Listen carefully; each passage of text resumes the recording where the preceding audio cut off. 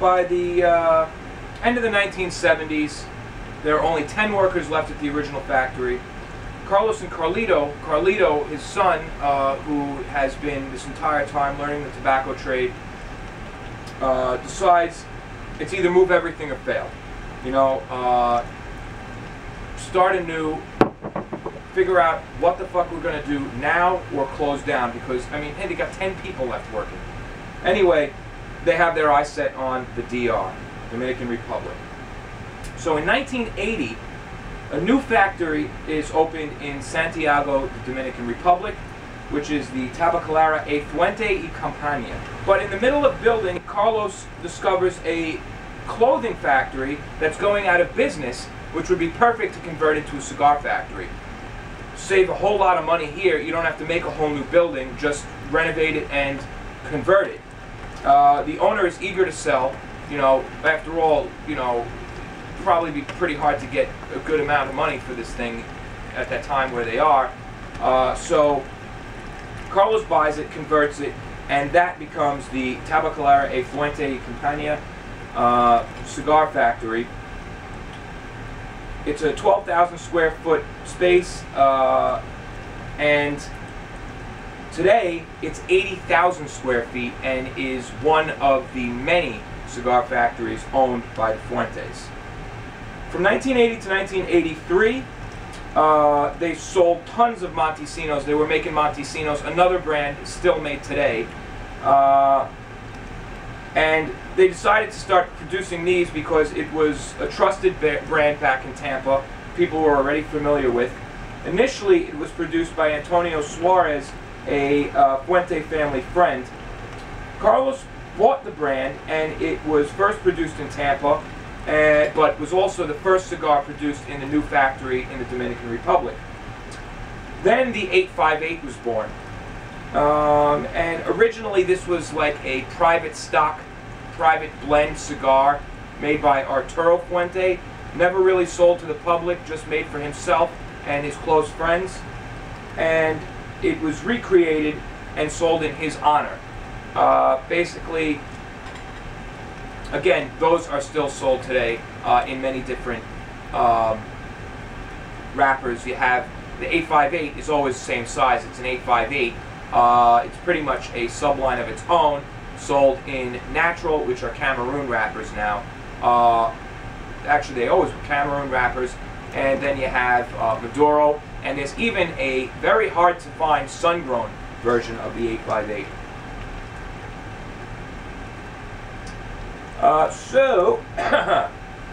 Anyway, now they're getting somewhere. These new cigars, or you know, new creations, the Montesino, an old cigar, but these cigars are so successful that 3 new buildings are constructed for storage and production, etc., around this same factory.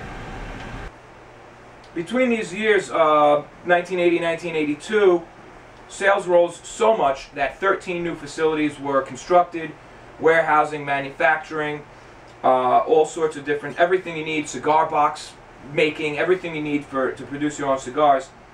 And in 1982, Carlos and Carlito decided to start focusing on promoting the brands. Here we're going to mention some brands that we didn't talk about, but we will talk about later as far as them, some of the things about their creation. But anyway, boxes for Hemingway and the classic lines were adorned with colorful artwork. Some were lacquered wood, inlaid with velvet, felt, etc. The Chateau brand was given a cedar sleeve with a small piece of colored ribbon at the tip holding the cedar on, affixed with a piece of tape. And the funny thing is that up to then, the only time you'd see cedar with cigars is in a metal tube usually.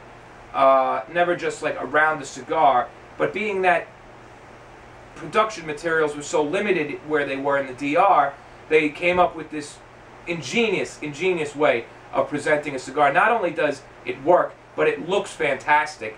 And many dozens and dozens of companies have mimicked this effect since that time. The original colors was green, which are still on the regular Chateau line today, but now a lot of Fuente cigars have cedar sleeves around them, including some of the Opus X cigars. Wrapping the cigar in a cedar sleeve with the little ribbon at the tip became an instant brand trademark. Not really, trademarked, but to customers and people who always associated that with Fuente. Us cigar smokers of this generation don't usually associate that directly with Fuente because we see so many different cigars using it. Some people probably even think it's an old Cuban thing or whatever, but it's not. It was in fact invented by Fuente, and to this day is still practiced. They also design a box that stacks 10 cigars on 10, laid out straight in such a way that both rows are visible. He wanted a box, where all the cigars are visible. I'm thinking, what box is that? It hit me. The smaller Chateau cigars, you have 10 on top, 10 under, beneath, vertically beneath, and they're all visible. And the sales manager at the time had a fit and told him, we can't fucking sell these. Stores don't even have shelves to stock these things on. And Carlos got back to him and said, well, tell them to build new fucking shelves. So, up to this day, those very same boxes, that design is still being used and in production. Carlos got his way. 1983, the Hemingway brand reintroduces figurado shapes to the market, and won in Connoisseur's Magazine 1984 Best Cigar in the World Award, and that's pretty prestigious at the time. Yeah, Perfecto figurado shapes were all but dead. Like we said before, the first factory that Fuente opened when he started getting very successful, he was producing 100,000 cigars, but 80% of them were machine-made. The rollers were all dying off. The art of cigar rolling was all but lost, not to even talk about special shapes like figurados and such. 1984, riots break out in the Dominican Republic. Due to surging in food prices and all sorts of political stuff going on there. Luckily, only Carlos's car was shot at. The windows were busted and the car was, had the crap beat out of it, but he was unscathed, hiding in an office in one of his warehouses, and no factories were destroyed at that time. 1986, factory number 2 and 3 are constructed. And the Don Carlos line, originally created in Nicaragua in 1976, was relaunched. So that's one thing people don't know about Don Carlos, was actually at first a Nicaraguan cigar. Also, the Tampa factory is closed for good, with only offices for distribution remaining. 100% of all Fuente cigars are now handmade, with the Don Carlos line being its premier brand. Moving on, 1989, and this is pretty much, in a lot of ways, how the beginning of the birth of the Opus X started. In 1989, while giving a tour of his factory, a tobacconist from France made a statement to Carlos saying, "My God, Carlito, I am amazed at your quality controls, your passion, and the love seen in your cigar rollers. I've never witnessed anything like it in the world." And this is a guy who's been a tobacconist for a very long time. And this little quote actually came from a book, a Fuente story book that I'll show you later. But, he continues, "You're never going to be the best in cigars because you don't really produce a cigar, you only assemble it." Wow. Wow. Wow. If I was Carlos, I would have wanted to shank this guy right down. I mean, holy, put him in a fucking tobacco shredder. I mean, what a thing to say to a guy. I mean, this is something you think and write about on a review when you're at, out of arm's distance. This guy, that's fucking crazy. No wonder people, well, I don't want to say that, but you know how the whole American-French thing is. But wow, what an asshole. But Carlos, admits in the book he was floored, very upset, but admitted to himself that the guy was right. The guy was right.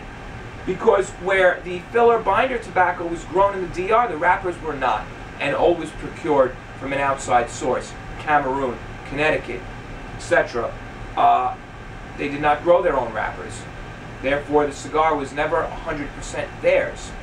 And you know, this is a big thing to me. I was thinking to myself, with all these little teeny cigar brands popping up all over the place, you know, and some guy, you know, wow, whoop-dee, I have a cigar. Well, you know what? You have the idea of a cigar. Basically, somebody can have a cigar made for them, and the only thing they'll be doing really is tasting samples and then saying, that's the blend I want, and then maybe designing a band for it. But these people don't make their own cigars, you know.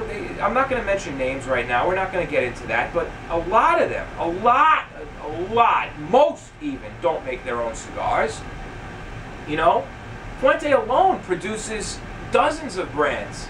That these brands are, not only is the tobacco grown by Fuente, but the brand is produced and manufactured by Fuente. The guy whose name is on the cigar does fucking nothing. Except maybe, you know, in charge of the company promoting his cigar and designing bands for his cigar. But other than that, they do nothing. They didn't grow the tobacco. They didn't buy the factory. You know, they didn't make the cigar. They just didn't. You know, so there's a big separation between, you know, cigars that are,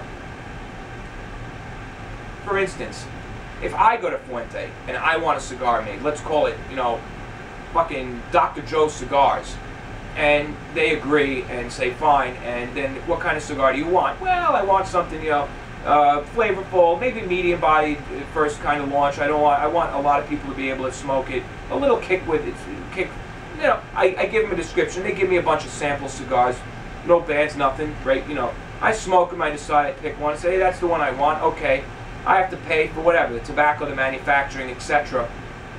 But that's it. I didn't grow the tobacco. I didn't assemble the cigar.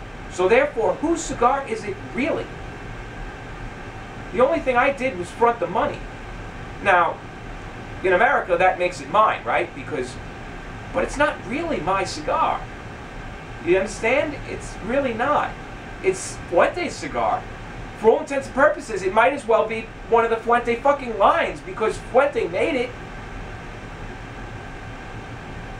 Just a thought. So that's what happens with that in 1989, and you have this French guy who just pretty much floors Carlos with his crazy statement, but not so crazy. Smoke's getting creamier. It's very sweet on the tongue at this point. Nice. No spice returning. Still very medium-bodied flavor-wise.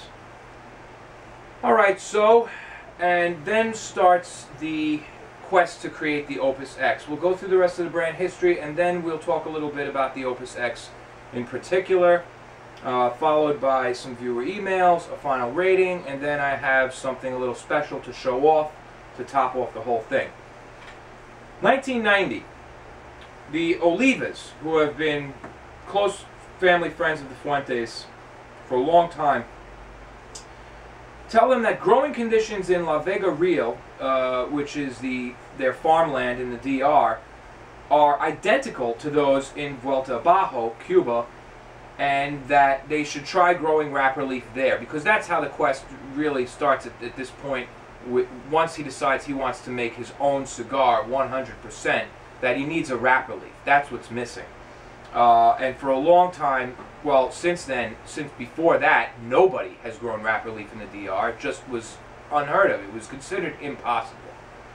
And many people, I'll tell this now so I don't have to get into it later, but many people had told Carlos Sr. at the time that Carlito was out of his mind. Carlos Sr., by the way, gives a lot of credit, almost all of it, to Carlito for this whole thing happening in a lot of different ways and areas. But there are stories that people in the tobacco industry, his friends, even family, would come to him saying, your son is out of his mind, he's going to bankrupt the whole business, this is impossible. And, I don't know, Carlos stood behind him, said he's known what he's doing thus far. So anyway, the Fuentes decide that they'll buy the land from them on one condition, that it can be proven that wrapper leaf can be grown there. which is only fair. It's codenamed Project X from Planet 9, based on the science fiction movie. And the Olivas planted Cuban seed on 50 acres of the farm. The results of the first crop were so good that the Fuentes bought the whole crop and they wanted to buy the land right then and there. But the Olivas said no. And the reason was that they didn't want to sell them the land until a second crop would grow there. They wanted to make sure that this wasn't just a fluke. And according to the book, they were just too close family friends to sell them this land based on one trial. That's what the book says. So they decide to grow a second crop there.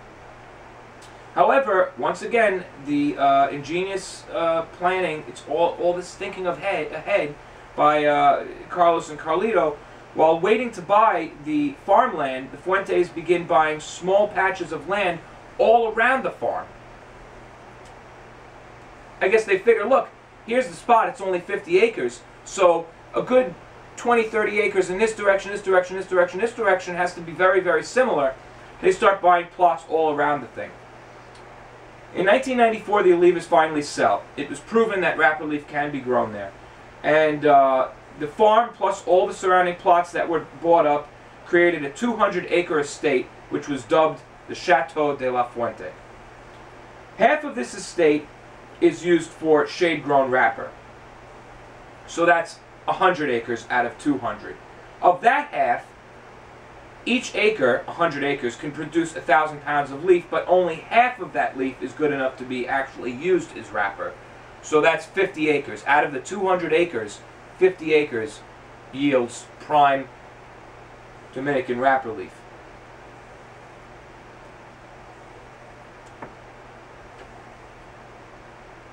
Huh.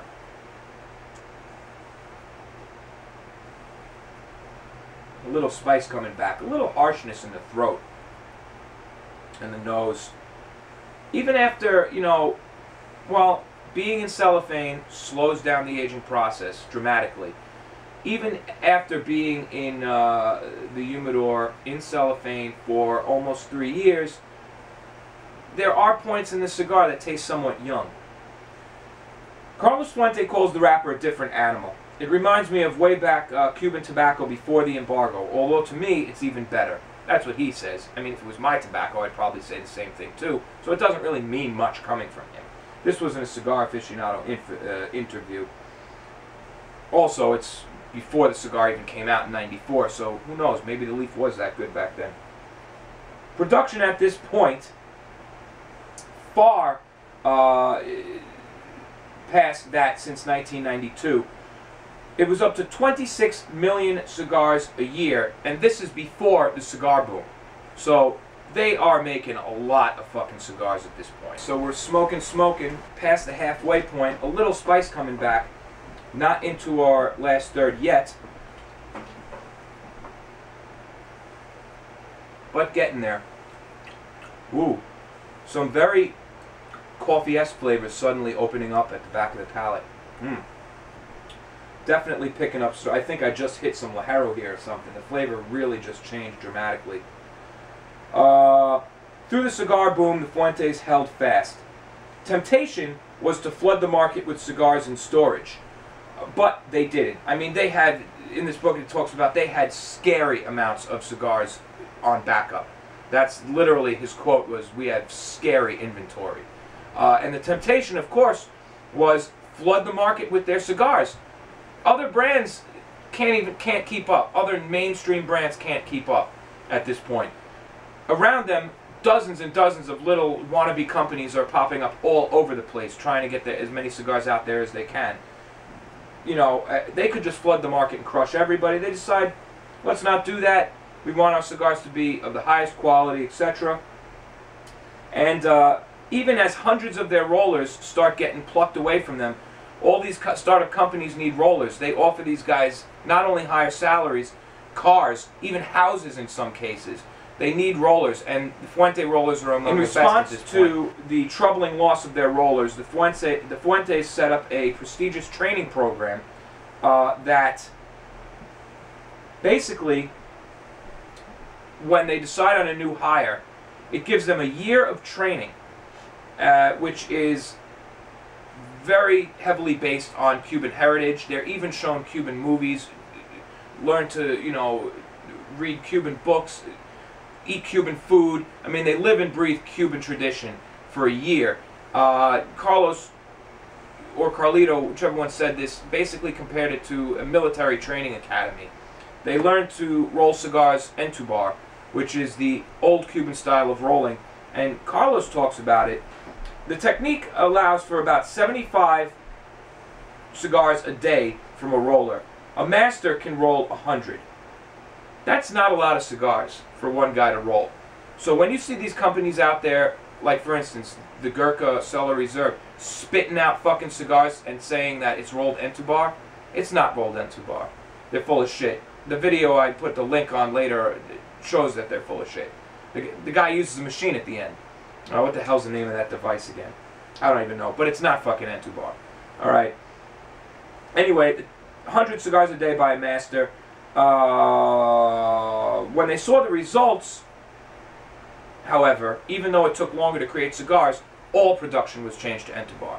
Their quality, which was great at the time, became even better with this new, when they switched over to this roll.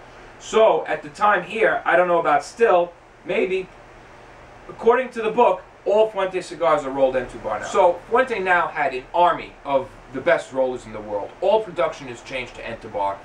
The quality control is absolutely outrageous. The cigar boom now starts coming to an end, and all these little wannabe companies that popped up all crumple and fade away like nothing. And even the companies that are left, half their rollers are gone, and they've been concentrating on quantity, not quality the whole time.